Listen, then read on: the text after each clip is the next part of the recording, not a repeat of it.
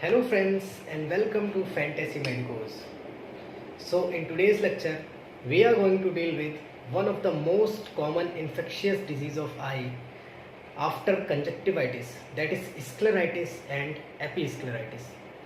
तो इस लेक्चर में बेसिकली हम इन दोनों डिजीज़ के बारे में डील करेंगे, पर इन दोनों डिजीज़ को डील करने से पहले हमें सबसे पहले स्क्लेरा की प्रॉपर एनाटॉमी को समझना पड़ेगा।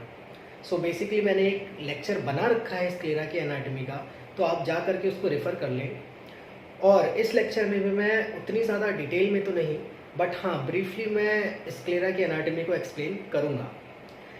देन एनाटॉमी के बाद मैं हम समझाएंगे कि what actually is scleritis and एपिस्क्लेराइटिस is. इसके बाद हम इसके बेसिक कॉजेज़ के बारे में डील करेंगे। कॉज के बाद हम इसके ट्रीटमेंट के बारे में डील करेंगे, और ट्रीटमेंट के बाद हम इसके कॉम्प्लिकेशंस को देखेंगे। मतलब अगर हम इसका प्रॉपर ट्रीटमेंट ना किए तो इसकी वजह से होने वाले कॉम्प्लिकेशंस क्या हैं उन्हें डील करेंगे।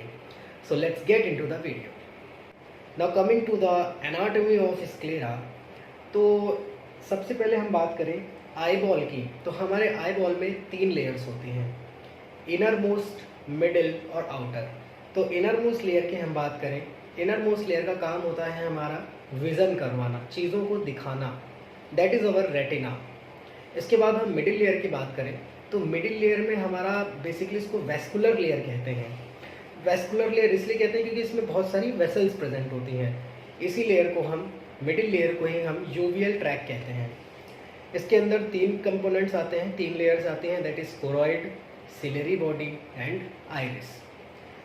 देन हम आते हैं आउटर मोस्ट लेयर पर, तो आउटर मोस्ट लेयर में 2 लेयर्स होते हैं, that is our sclera and cornea. यहाँ पर हम बात करेंगे स्क्लेरा की। तो स्क्लेरा एक बेसिकली फंक्शनल ऐसी लेयर होती है, प्रोटेक्टिव लेयर होती है, विच इज़ फाइब्रस। ये एक फाइब्रस लेयर होती है जो कि प्रॉपर प्रोटेक्शन का काम करती है। अभी क्या होता है कि इसके अंदर के जो भी फाइबर्स हैं वो क्रिस क्रॉस अरेंजमेंट में रहते हैं। क्रिस क्रॉस एक प्रॉपर अरेंजमेंट में नहीं रहते, वो क्रिस क्रॉस अरेंजमेंट में रहते हैं, जिसकी वजह से काफ़ी डेंसली पैक्ड रहती है ये लेयर। इसके डेंसली पैक्ड रहने की वजह से ये वाइट कलर की दिखती है।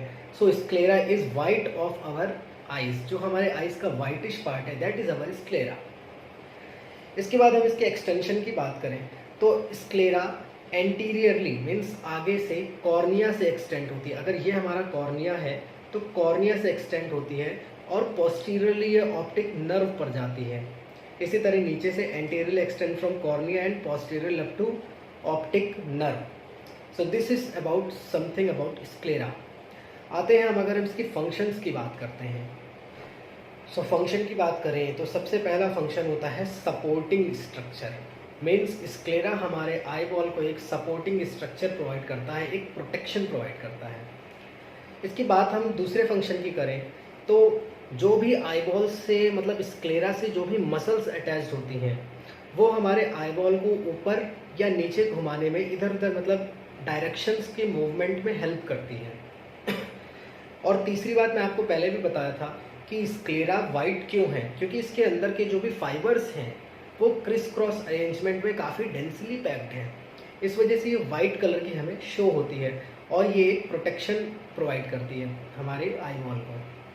Now coming to the layers of sclera, so basically जब आप एक ब्रॉड स्पेक्ट्रम में देखोगे तो स्क्लेरा की 2 लेयर्स बताई गई, that is episclera and sclera.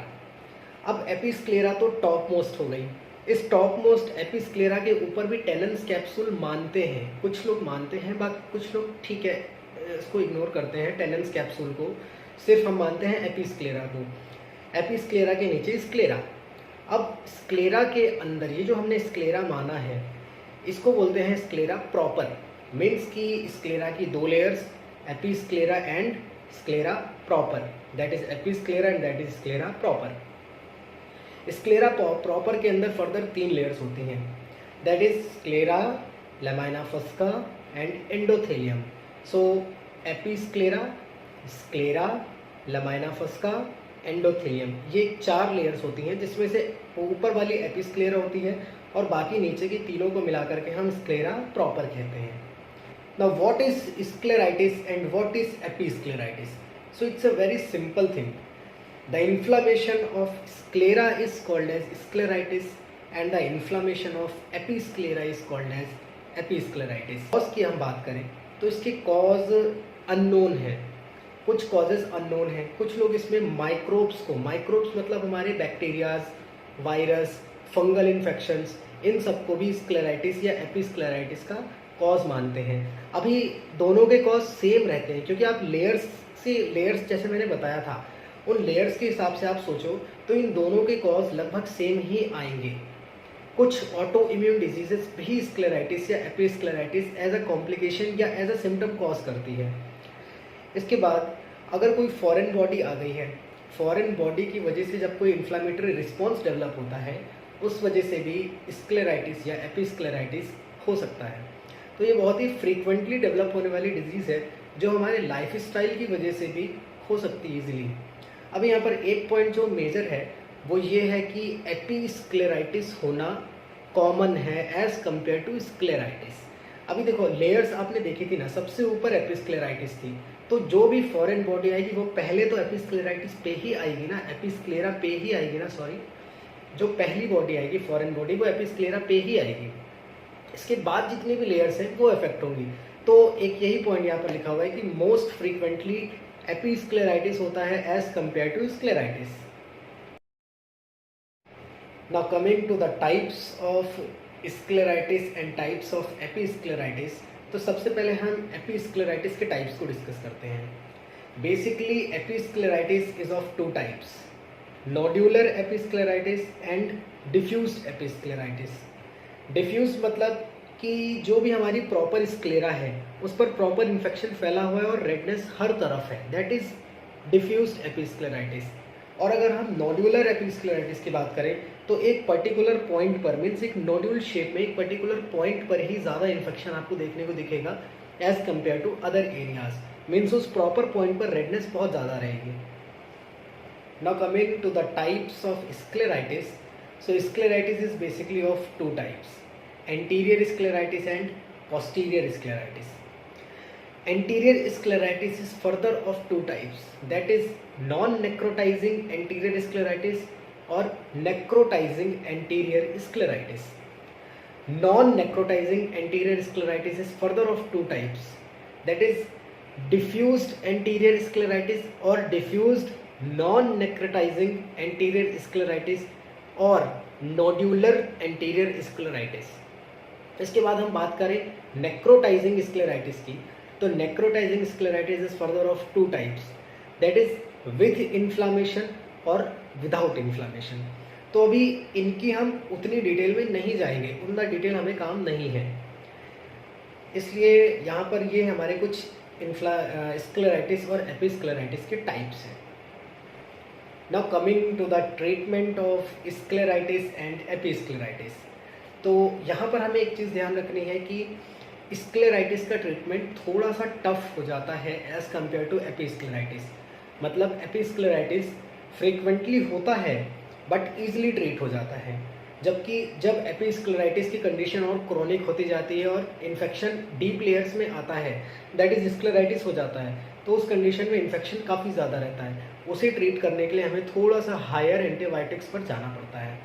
तो चलिए हम देखते हैं सबसे पहले एपिस्क्लेराइटिस का ट्रीटमेंट।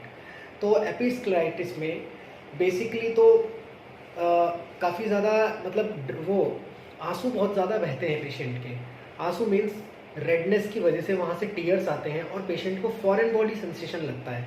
इस वजह से हम वहाँ पर कुछ ल्यूब्रिकेटिंग आई ड्रॉप्स को प्रेफर करते हैं। ल्यूब्रिकेटिंग आई ड्रॉप्स के बाद हम non steroidal anti inflammatory eye drops को भी यूज़ करते हैं अगर एपिस्क्लेराइटिस कंट्रोल में नहीं आ रही है तो। इसके बाद अगर NSAID भी काम नहीं कर रहे हैं तो हम, बहुत ही रेयर स्टेज होती है बट एट लास्ट हम एपिस्क्लेराइटिस को ट्रीट करने के लिए स्टेरॉयडल ड्रग्स पर जाते हैं। सो प्रैक्टिकल लाइफ में एपिस्क्लेराइटिस और स्क्लेराइटिस को डिफ्रेंशिएट करना बहुत ही मुश्किल काम होता है।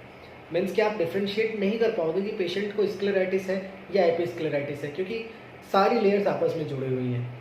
इस वजह से हम ट्रीटमेंट प्रोटोकॉल लगभग सेम रखते हैं, बट जब पेशेंट की कंडीशन पिछले प्रीवियस ट्रीटमेंट से, मीन्स कि हमने एपिस्क्लेराइटिस का ट्रीटमेंट दिया, उससे पेशेंट की कंडीशन ठीक नहीं हो रही है, तो हम स्क्लेराइटिस के ट्रीटमेंट पर आते हैं। इसमें हम सेम NSAID आई ड्रॉप्स को यूज़ करते हैं विथ ओरल NSAIDs। मतलब हम आई ड्रॉप्स तो देते हैं, साथ में हम उसको ओरल मेडिकेशंस पर भी डाल देते हैं। अगर उससे फ़र्क नहीं पड़ रहा है तो हम पेशेंट को स्टेरॉइड्स देते हैं। स्टेरॉइड्स में भी हम स्टेरॉयडल आई ड्रॉप्स देते हैं, साथ ही स्टेरॉयडल ओरल भी देते हैं, ओरल टैबलेट्स भी स्टेरॉइड्स की देते हैं। इनसे भी अगर ठीक नहीं हो रहा है तो कुछ ऑप्थेल्मोलॉजिस्ट इसमें आँखों में एक स्टेरॉयडल इंजेक्शन प्रेफर करते हैं, जिसकी वजह से स्क्लेराइटिस ईजिली क्योर हो जाता है। So that's all about the treatment of scleritis. So now at last coming to the complication of scleritis and एपिस्क्लेराइटिस।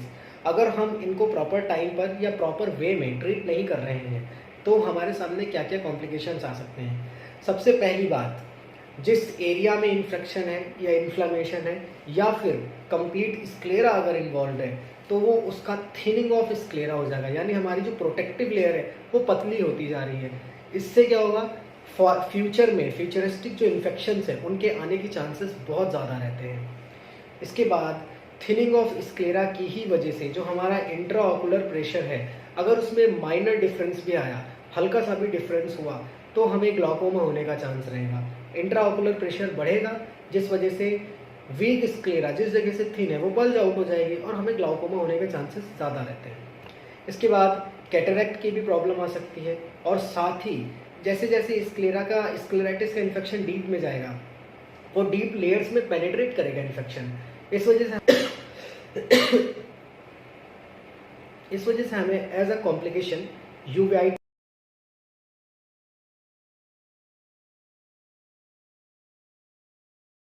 Thank you for watching my videos. Keep supporting and stay on Fantasy Medicos. Thank you.